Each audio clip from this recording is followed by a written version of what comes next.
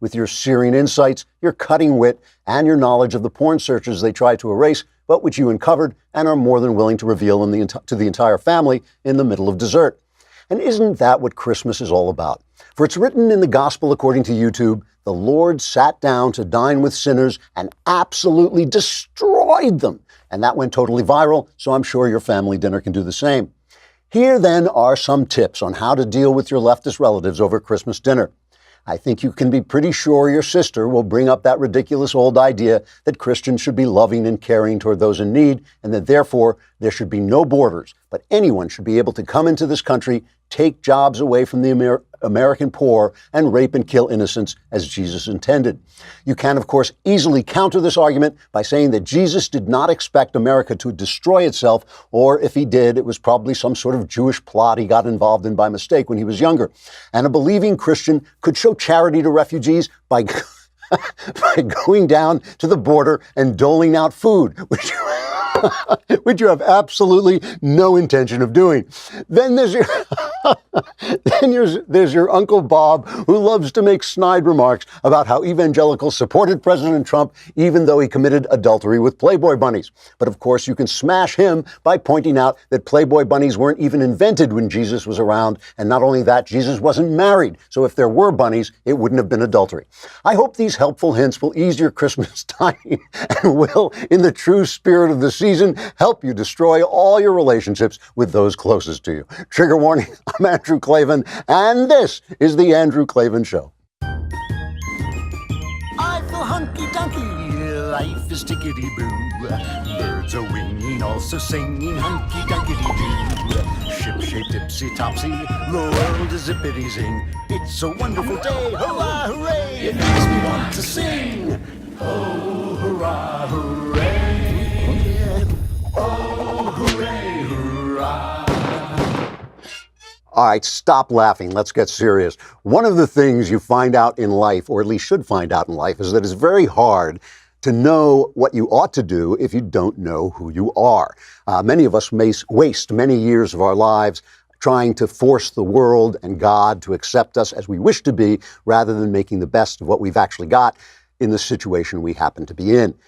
This is happening to America on the world stage and at home. We don't know who we are, and it's affecting our ability to decide what to do. Overseas, we let our emotions get ginned up by some crisis somewhere, and we send in the troops, only to find out we have no way to get out and no interest in staying in. And as a result, the finest fighting force that has ever existed on the face of the planet repeatedly suffers defeat and humiliation at the hands of our politicians.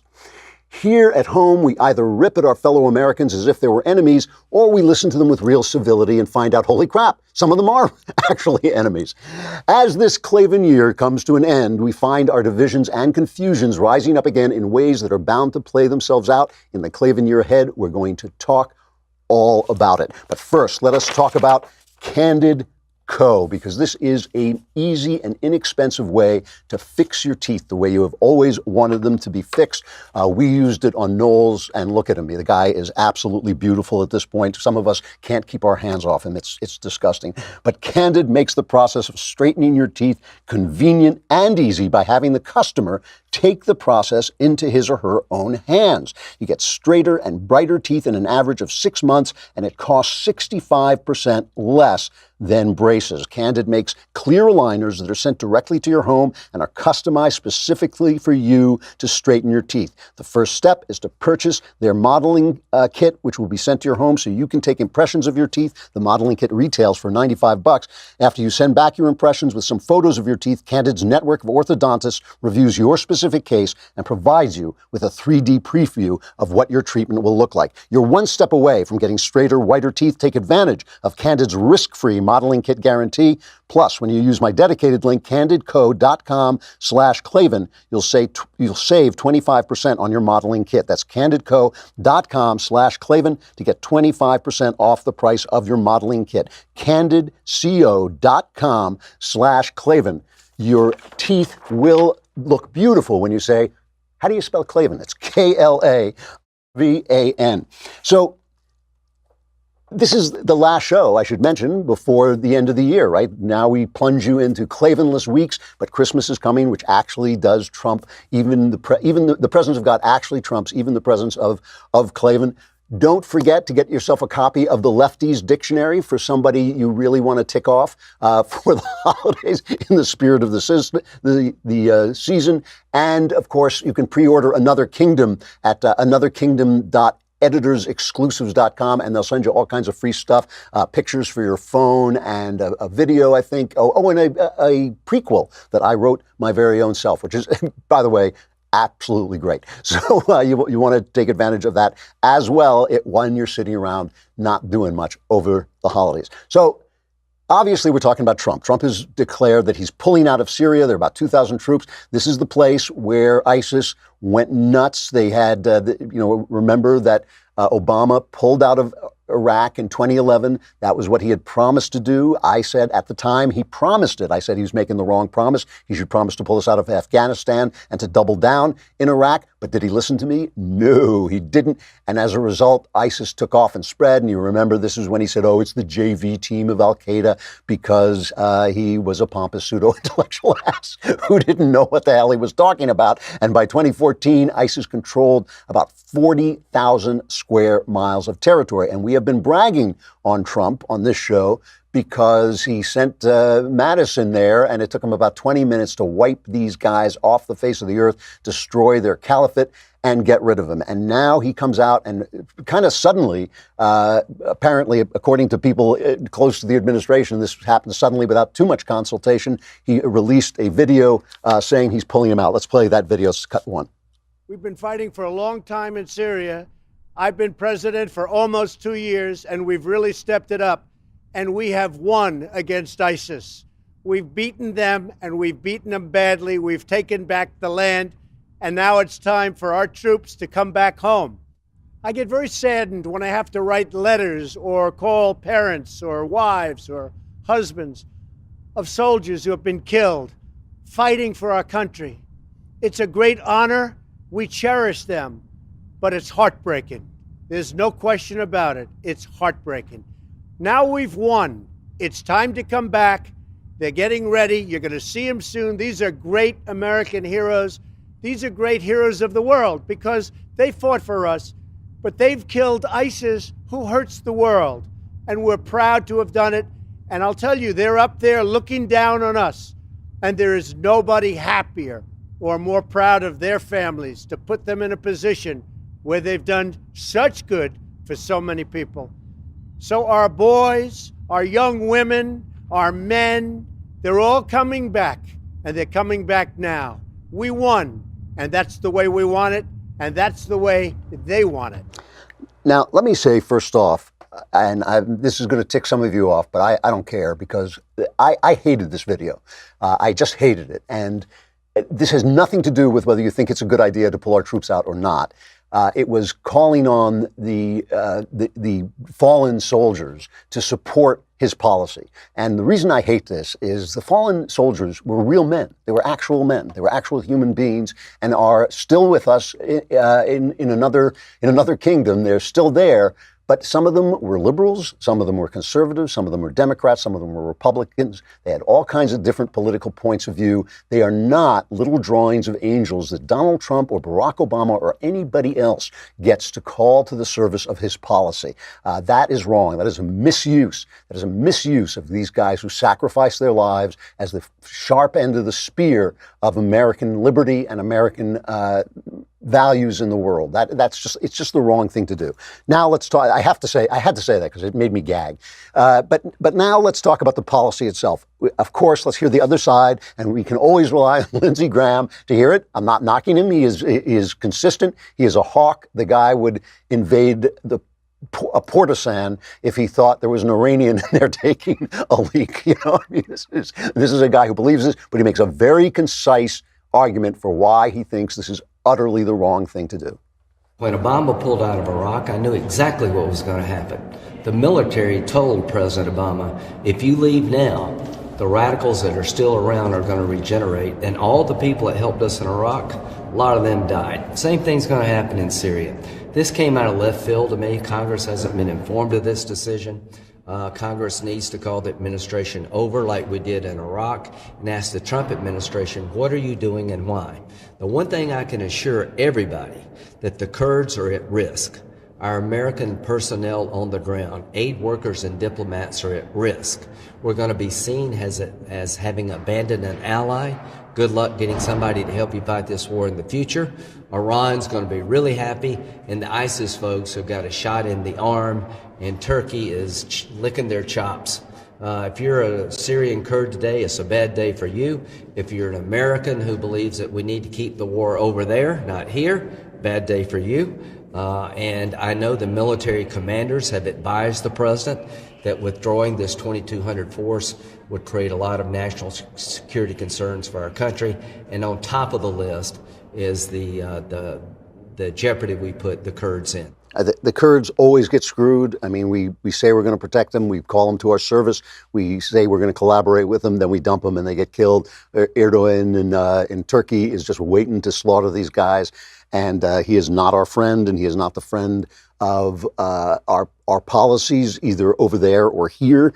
He is an Islamist tyrant, moving a country that was once more or less secular within an Islamic context toward more and more oppression.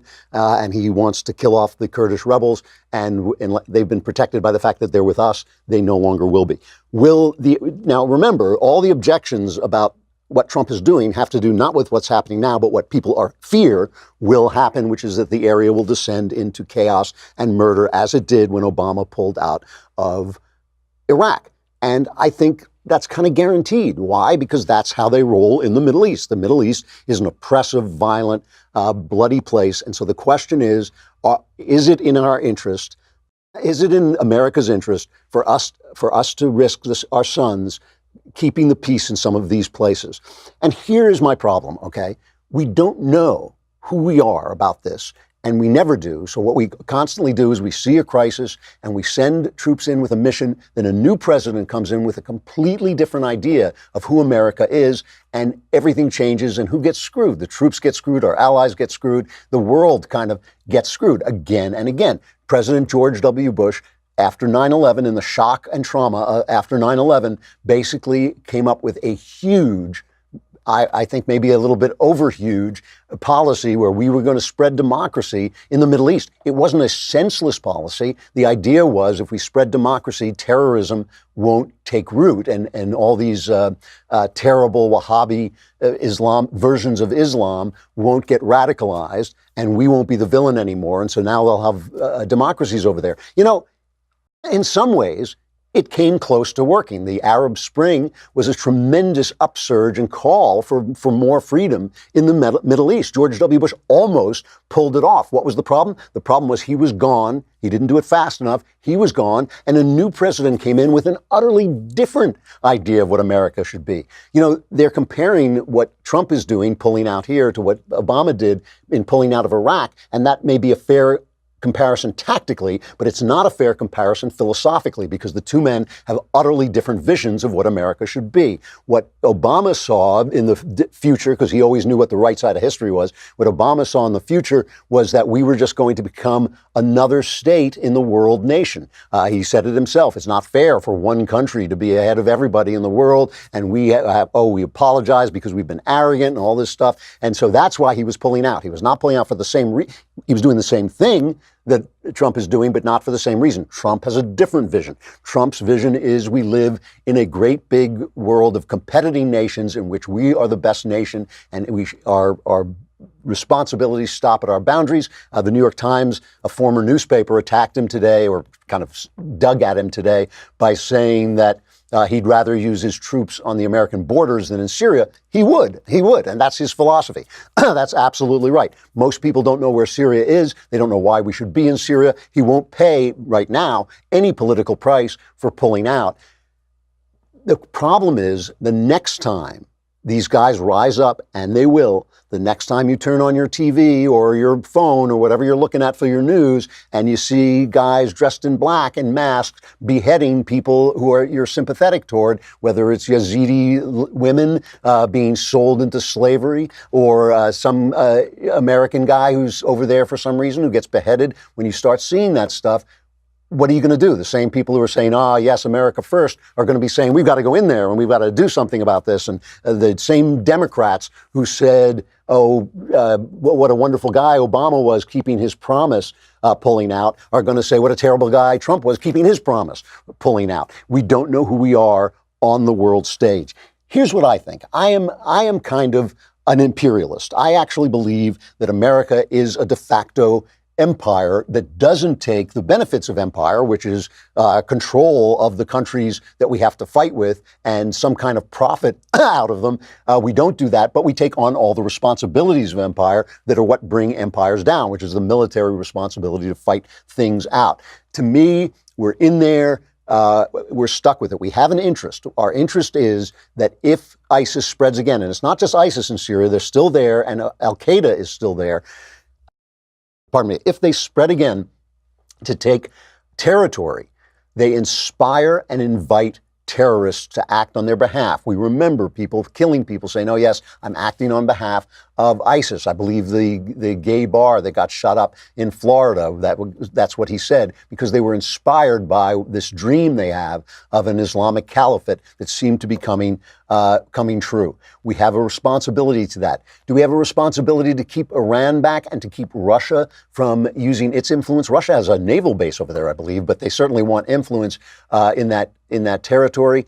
Look, there's no walking away from history. There just isn't. I think Israel and Saudi Arabia are more responsible for taking care of Iran than we are. But 2,000 troops, I don't know. That doesn't seem like such a big investment. This seems to me like a mistake. It seems to me like a mistake, but we're going to find out. But the thing is, you have to decide before the crisis, who you are. Just like a girl has to decide before she gets into the backseat of a car with a guy, she's got to decide who she is. We have to decide who we are on the world stage. What I think is it's all well and good to say we're not the world's police, but we are the big dog for freedom. We're not the only big dog. Russia may be a paper tiger, but there's still a big dog. China, ever increasing big dog, but we are the only big dog for freedom. I think sometimes we have to live up to that responsibility, and I think this was a case where we could have done it without doing much. I know Trump wants to bring people home. I respect that. I respect the idea that we shouldn't be involved, but once we're there, once we're holding up the roof, we shouldn't let it come caving in. The other thing that happened yesterday that also speaks to this was Paul Ryan's farewell. He made a kind of lovely farewell speech about who we are now and how our politics is broken. That's the way he put it. I may be the last fan Paul Ryan has. He didn't want to be Speaker of the House, and he wasn't a very good Speaker of the House. I don't think he got enough accomplished. But to me, if you don't like Paul Ryan, you're not into conservative politics. When I say that's two words, not just conservative, but politics. Politics is getting 100 people, 300 people who disagree to vote on the same thing, all of them with huge egos and constituencies at home.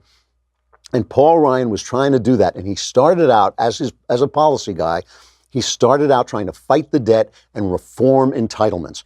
I think that is a huge conservative issue. I think that it is a big issue. Right now, we are making more tax money because of the tax cuts than ever. We're taking in record amounts of money, and we're in record debt. That's a spending problem. That's a provable spending problem. Paul Ryan had the guts to talk about doing that. He failed. Failure's not a sin. He tried, but he failed. And the fact that conservatives jumped on his back because he wasn't a big hawk on the borders, because he couldn't get the dogs in line, he couldn't wrangle the cats well enough. I think that was wrong. He braved what was called the third rail of politics by standing up and saying we've got to reform entitlements, and I respect him for that.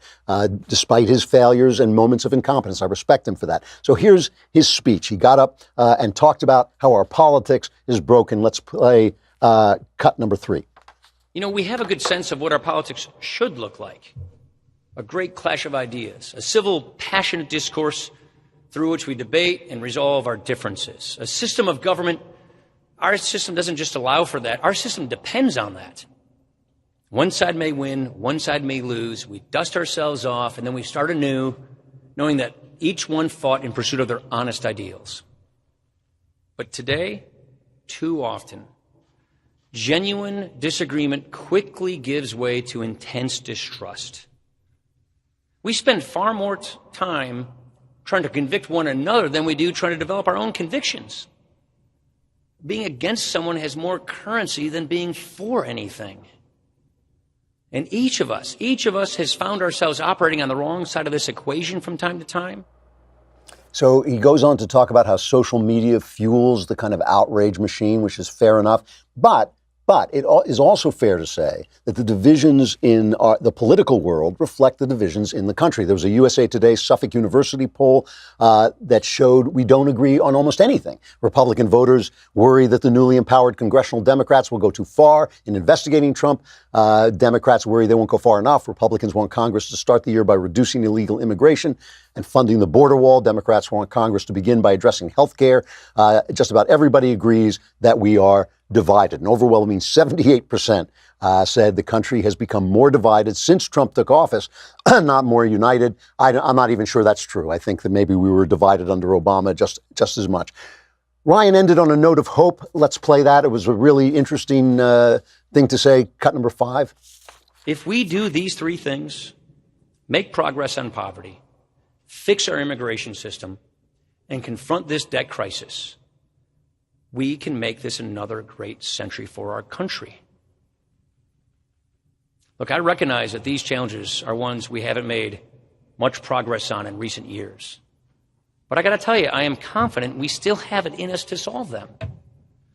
A good friend of mine recently commented to me that amid the frenzy of politics today, he's got more faith in our system of government than ever before. As he put it, in our system, really bad ideas, they get killed. And good ideas, they just take time.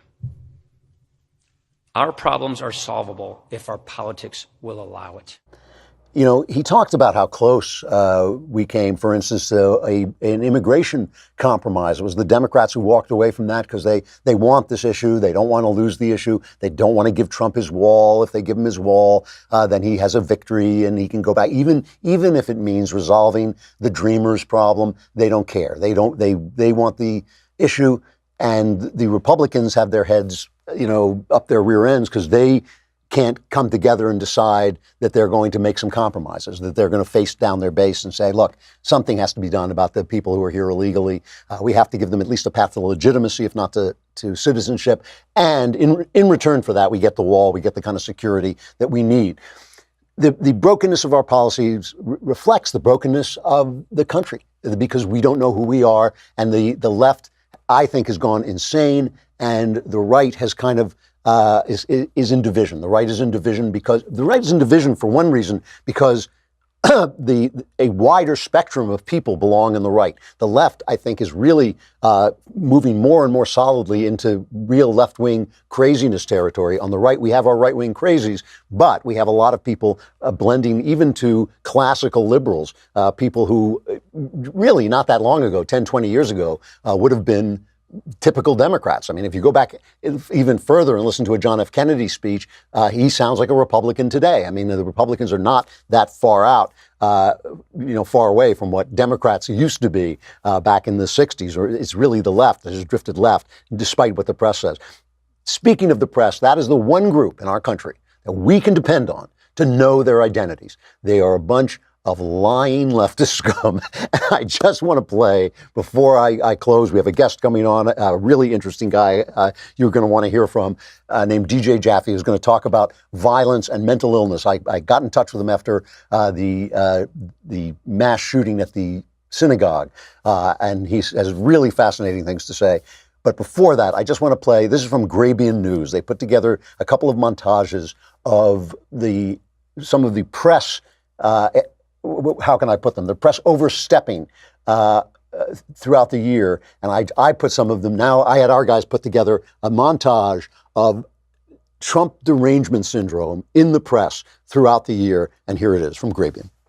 A bombshell report. This is a bombshell. This is a bombshell. This bombshell dropped a bombshell. And dropped the bombshell. The bombshell. That's a bombshell. Yeah, this latest bombshell. Who put out that bombshell? Bombshell accusation. Bombshell accusation. Well, that was the bombshell. He's obviously a racist. He's obviously a demagogue. He obviously condones anti-Semitism. That's what happened in Nazi Germany.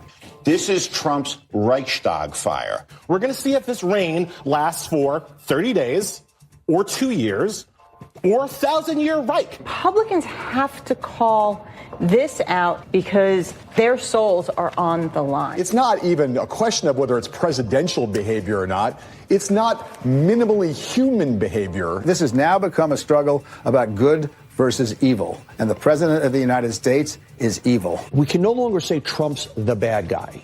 If you vote for Trump, you're the bad guy. Tens of millions of people voted for him. Are you suggesting that they're racist or Yes. The people who vote, all the people who voted for Donald Trump are racist? Yes. There is something to be said about that the folks calling for stability might need to check their privilege. These policies that this administration is putting forth are intentionally cruel. They are racist. And it is our job as citizens to speak out against that. If you vote for Trump, then you, the voter, you, not Donald Trump, are standing at the border like Nazis. Those people who are supporting what he's doing here are racist, period.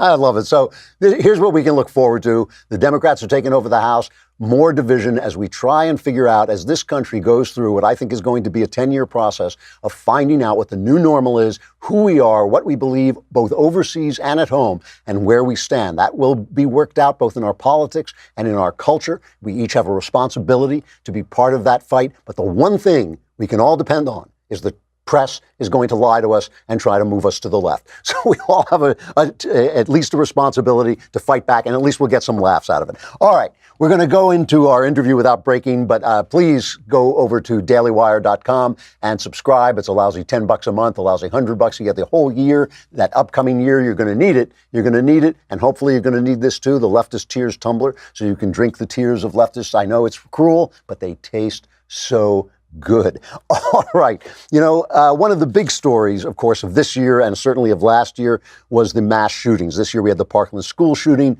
the Tree of Life anti-Semitic shooting, Santa Fe High School, just a lot of shooting. And one of the things that is galling to me about these shootings is, of course, they're so tragic. They break your heart. Sometimes young people taken away from us. It's just awful. And it is so awful to see the press and their Democrat allies. I mean, the Democrats and the press are basically the same people. It is so awful to see them using the bodies of the dead to push their anti-gun agenda and to push all their agendas, whatever agenda they can put forward. Now, you know, after the Tree of Life, synagogue shooting, they started trying to defend George Soros. Oh, it was anti-Semitic to attack George Soros. It is good American policy to attack George Soros. The guy's a moron. But the thing is, it's terrible to watch people play with our policy over the bodies of the dead.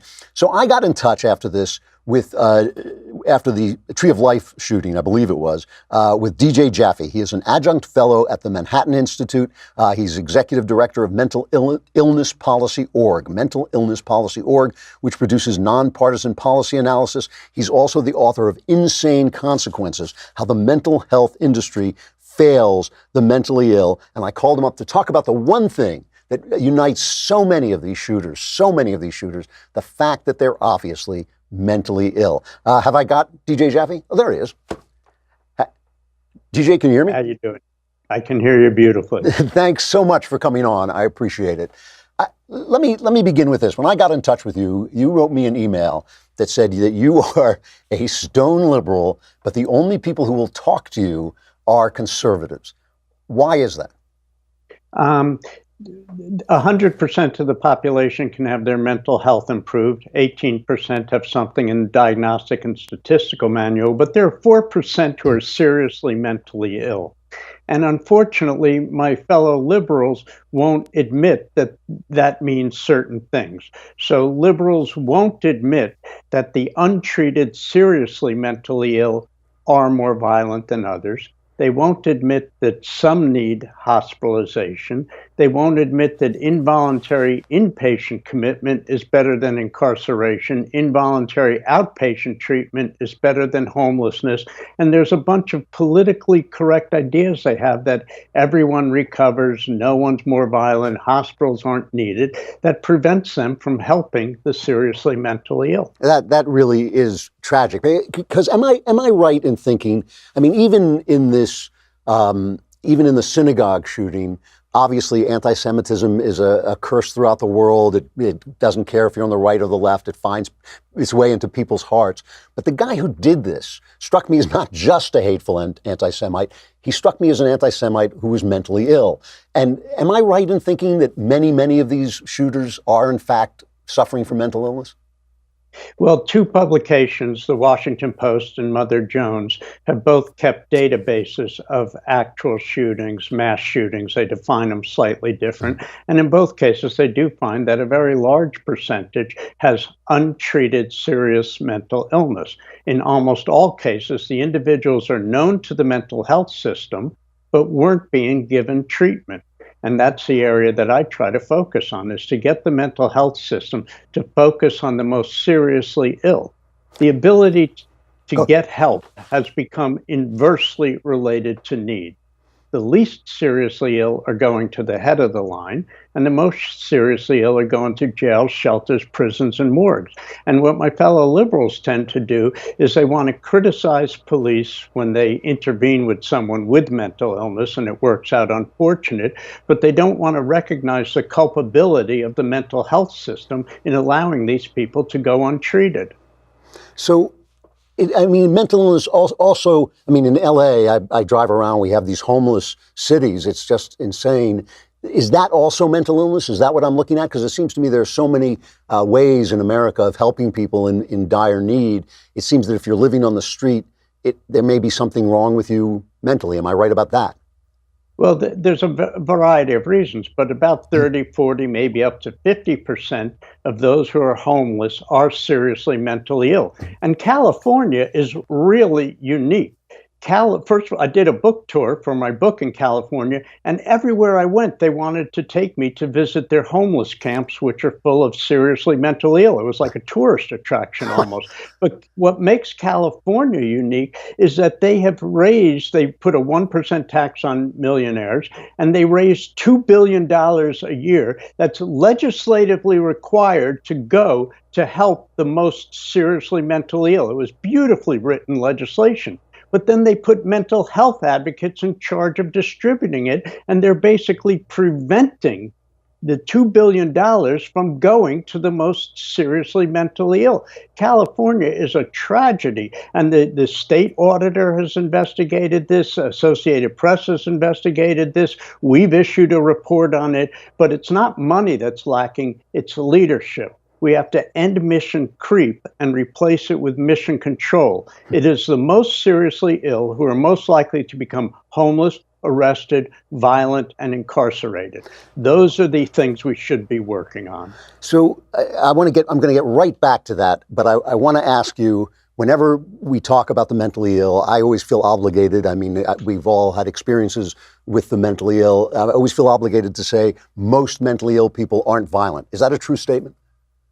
The 18% who have something in the Diagnostic and Statistical Manual are not more violent than others. Even the 4% with serious mental illnesses like schizophrenia and bipolar are not when treated.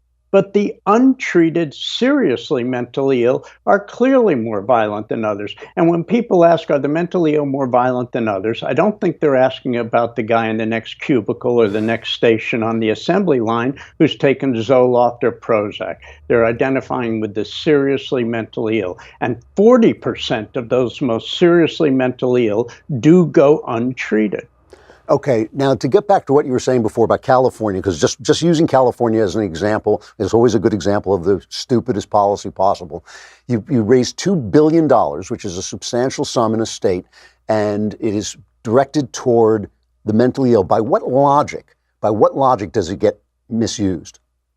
Well, for instance, what they did, and I hope this isn't too obscure, but the legislation said it had to be used on evidence-based practices. So what they did is the regulators defined what evidence-based is. And they said, well, if something's used widely, that's considered practice-based evidence. So as long as it's popular, it's considered evidence-based, no matter how useless it is. They're also funding prevention.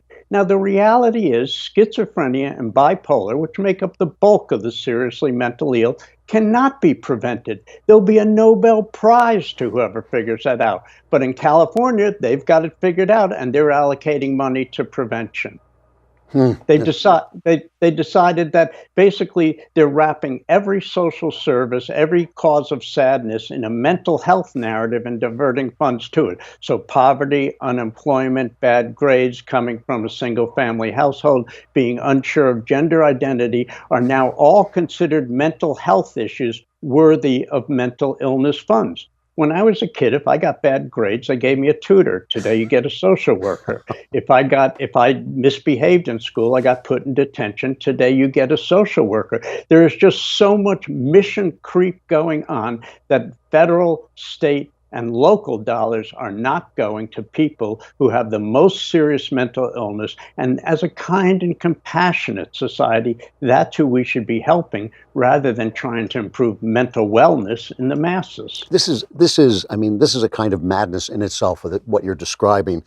When as happens again and again, when somebody living on the street or somebody in a school who the police know is a problem, but they can't do anything about it, when that person finally decides that he's got to stop the invasion from Mars and he goes and attacks somebody, they get sent to prison. What happens to the mentally ill in prison? Well, there's a real lot of groups who are focused on improving care for the mentally ill once they're incarcerated. Incarceration is obviously a horrible place for them. They're often put in segregated units. They're beat up by other prisoners. They're left to smear their feces on the doors. But what I'm saying is that we have to reduce the mental illness to jail pipeline by forcing the mental health system to focus on the most seriously ill rather than the least seriously ill. I mean, just look at civil commitment law. It's pretty ludicrous. Rather than preventing violence, our civil commitment law requires it. I mean, that's totally ludicrous. As a kind, compassionate society, we should help people. Being psychotic is not a right to be protected. It's an illness to be treated. Freeing someone of their psychosis through the use of medications and talk therapy and other treatments can enable them to engage in a meaningful exercise of their civil liberties. What would it look like if you had your way? What would our policy look like? What would it look like on the street? What would a policeman be able to do? How would the treatment take place?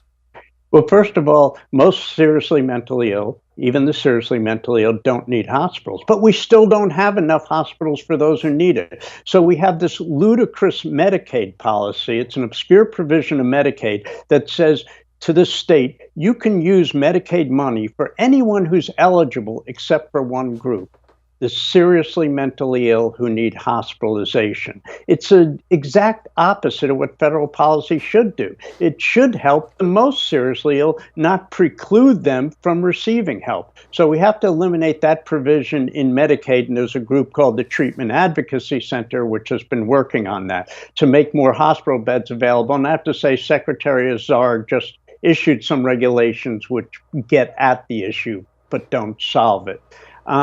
At the state laws, what we need is more clubhouse programs, places for people to go, and we need more housing, congregate housing facilities. And by the way, those are very hard to do because of NIMBY groups. But the groups that fear violence are not wrong.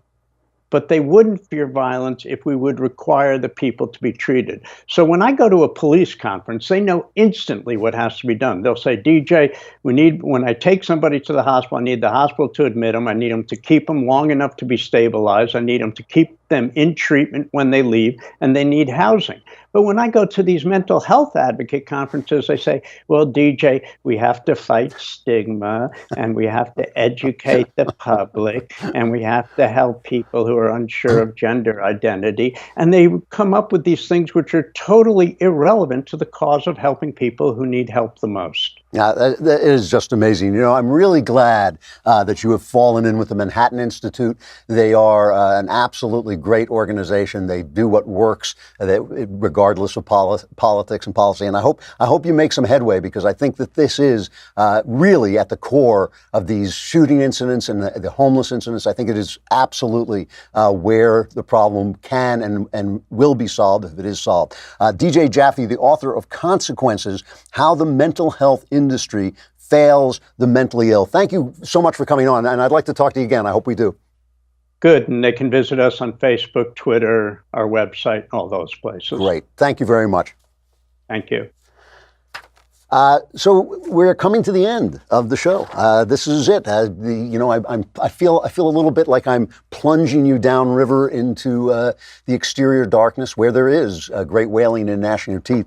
I have to say, I've heard that our audience has been steadily increasing over this year, which I'm delighted by, and I want to thank you for listening, because if you don't, and watching, because if you don't, I won't be here.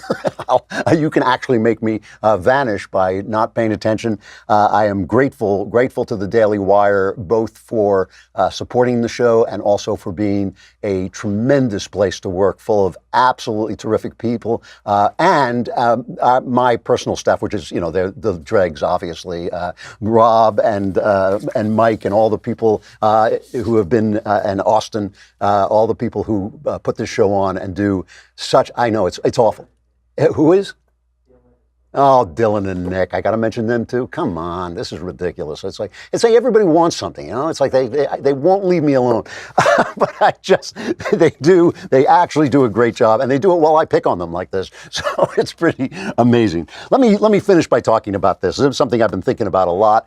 It's not that long ago that our federal government was actually operating more or less within the bounds that our founders imagined for them. There's been steady government creep since at least the First World War, but the checks and balances that the framers built into the clockwork of our government were enough to keep the DC elites in line. And, that's a big deal, because the DC elites are always, always thirsty for more power.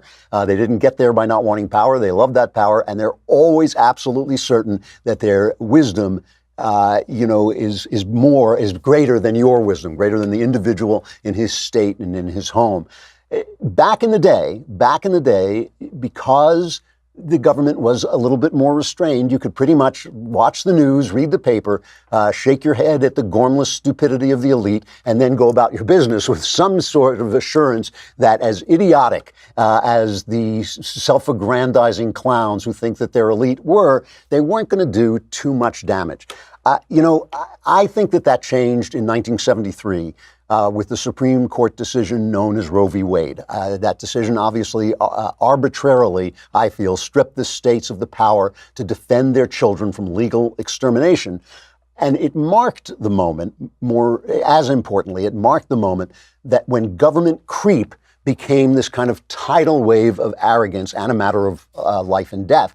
And today, even under Republican administrations, it takes a mighty effort of popular will to keep the Democrat-leaning deep state, which is buoyed and protected by the big corporations that run the news and social media, to keep them from seizing control over every aspect of our lives. You get a Chicago machine pal like Barack Obama in the White House, and he actually feels empowered to issue fiats over who can use bathrooms in some elementary school in some far-off neighborhood that he knows nothing about and should have no control over. You get a sanctimonious, overreaching, arrogant FBI director like James Comey, and he decides it's up to him to protect a Democrat candidate from rightful prosecution and unleash holy hell on the Republican. And all the while, we have these huge corporations like Comcast and Twitter, Disney, ABC, and Google that not only defend such un-American misuses of power, but they do their best to marginalize and silence those who speak out against them. So it sometimes feels now as if the fight to remain free has to occupy our minds constantly, and as a result, politics just consumes us. And even when we talk about Christmas, I noticed this year, we tend to talk about Christmas in political terms. We tend to talk about the war on Christmas and chasing Christmas out of the public schools and the public square, and how Hollywood is slandering Christians and Christian doctrine, and how the elite is trying to create a narrative that anybody who's enlightened and wise should have disdain for spiritual truth. The other day, I went to church to hear what's called Lessons and Carols, which is the jewel in the crown of the liturgy of the Episcopal Church. It is an absolutely beautiful service that intersperses Christmas carols with Bible readings. And the Bible readings from Isaiah and Luke, the ones that prophesy the coming of the Savior and then describe the birth of Jesus Christ. And I was listening to this service is about 90 minutes long. And for 90 minutes, suddenly, I was out of politics. I was swept out of myself. I was swept away from the world and the workings of the world. And I found my mind resting in the realm of what truly matters, which is the story of God's sacrificial love and his forgiveness. And I was reminded by these songs and these readings that this temporary life is meant to be lived into the logic of eternity. And all these things that link us to the workings of the world, our judgmentalism and our anger and outrage and our envy over each other and our littleness, they can all be handed over to God to make room for joy. Politics, even if the republic falls, politics is nothing compared to the song of salvation. And the carol that brought this home to me this year more than any other was one of my absolute favorite carols, Jesus Christ the Apple Tree. It has this incredibly wise lyric that goes, "For happiness I long have sought, and pleasure dearly I have bought. I missed of all, but now I see 'tis found in Christ the apple tree." And as I heard those words, I was thinking, you know, sometimes that has been the story of my life, but really sometimes I think it is the story of all our lives. We chase after happiness, we chase after pleasure, and we forget that all of that is found in Jesus Christ and in our God. And as I was listening to those words, I stopped worrying. I stopped being annoyed at the lies from the press. I stopped being upset about what the government was doing. And I had one of those sweet moments when you have this kind of intimation of paradise, when you realize, oh, if I would just let it all go, I would be there right now, not just in the next life, but in this one as well. I think that joy is always available to us every minute because of the birth of Christ, because of the incarnation of God that opened a door out of politics, and out of history, and out of ourselves into the perfection of present reality, which is the kingdom of heaven that is within us and among us even now. Let me bid you, as I say goodbye to you for the year, let me bid you to walk through that door at Christmas and every day. And by doing that, I think we can remember in the hurly-burly who we are. We are beloved children of God. We were bought with a price. And therefore, now, no matter what the government does, no matter what any government does, we are free. We are free men and women forever. Listen, have a Merry Christmas. Have a Happy New Year. Survivors will gather here in January. I'm Andrew Klavan. This is The Andrew Klavan Show.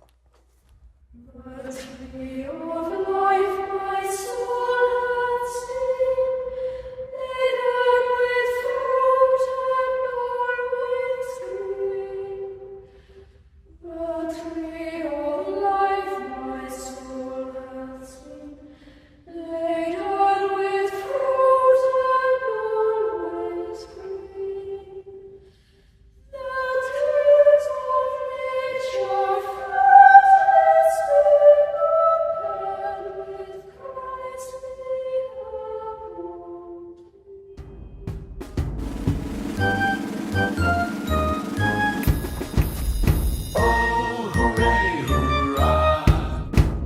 The Andrew Klavan Show is produced by Robert Sterling. Executive producer, Jeremy Boring. Senior producer, Jonathan Hay. Our supervising producer is Mathis Glover. Technical producer, Austin Stevens. Edited by Alex Zingaro. Audio is mixed by Mike Cormina. Hair and makeup is by Jesua Alvera. And our animations are by Cynthia Angulo and Jacob Jackson. The